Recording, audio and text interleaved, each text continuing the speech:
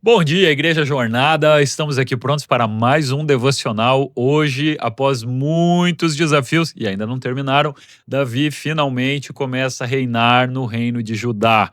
O país de Israel tinha se dividido e Judá é a parte inferior do país e Israel fica com uma parte superior do país. Então, Davi ele reina agora num espaço chamado Judá, por causa das 12 tribos de Israel. E nesse espaço onde ele está reinando, onde ele finalmente é coroado rei, por assim dizer. Você também ele vai ver ele lamentar a morte de Saul. Ele vai começar, mas ele ainda não tem o trono do país. O país ele ainda está dividido. Ele vai receber resistência por causa, né, de um dos filhos de Saul e vai ser um desafio tremendo para ele até que ele finalmente se torne rei de todo o país. Então, Davi já está passando, olha aí, eu acho que praticamente 2 décadas fora de casa, lutando, né, desde que ele foi chamado por Deus para ser rei. Então, segundo Samuel, capítulo 1, versículo 25, diz assim: Como caíram os valentes no meio da peleja, Jonatas nos teus altos foi morto. Davi está declarando isso como um lamento.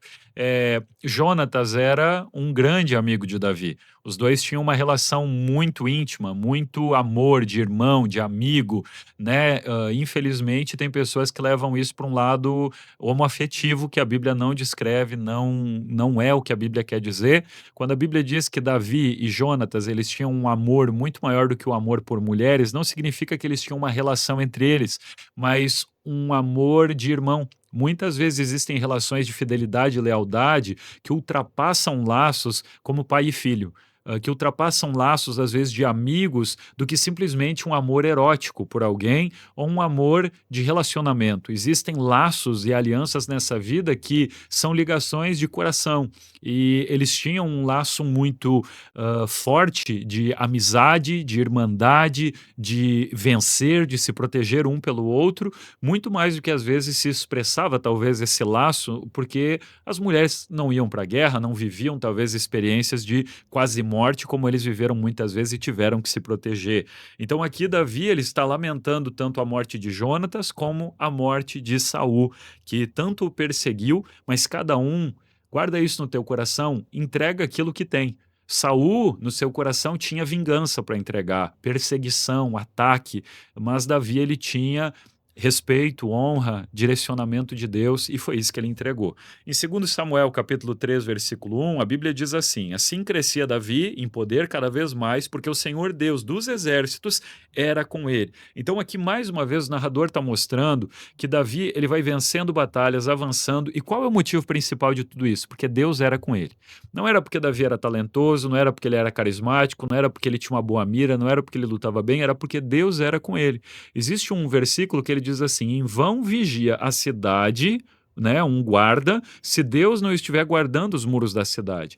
Então, por mais que isso pareça não fazer sentido no materialismo e na racionalidade, se Deus não for com o teu projeto, ele não se concretiza. Se Deus não estiver na bênção, na casa, não adianta. Não adianta ser bilionário, não adianta ter todos os melhores conselheiros do mundo. Se Deus não for com você, não vai adiantar. Será vazio, será pequeno, será uma grande tristeza. E por fim, mais uma vez o narrador mostra esse crescimento de Davi.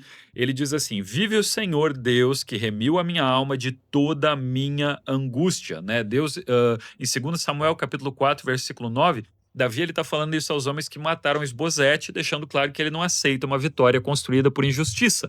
Então, Davi ele está dizendo: olha, esse não era o caminho que eu queria levar. Você vai perceber isso no futuro, quando nós encontrarmos, né, um dos filhos da linhagem de Saul que fica para trás, ele tem um probleminha na perna, ele acha que vai ser morto por Davi. Davi diz: de maneira nenhuma, eu não estou aqui para te matar, eu estou aqui para te convidar para sentar na mesa e comer junto comigo como se fosse parte da minha família e da realeza. Então, cada um entrega aquilo que tem.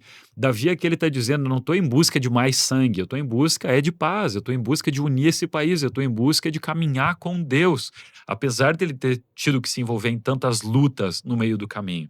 Então, por fim, existe uma frase de R.C. Sproul que ele diz: a integridade vale mais do que qualquer conquista obtida de forma errada. Existe, para eu encerrar esse momento, um vídeo que você pode procurar na internet de um maratonista que ele está quase vencendo e aí o rapaz da frente ele não se dá conta que a linha de chegada é um pouco mais para frente, ele diminui o ritmo. E aquele homem ele meio que vai empurrando o que tinha quase perdido o ritmo para que ele vença a maratona.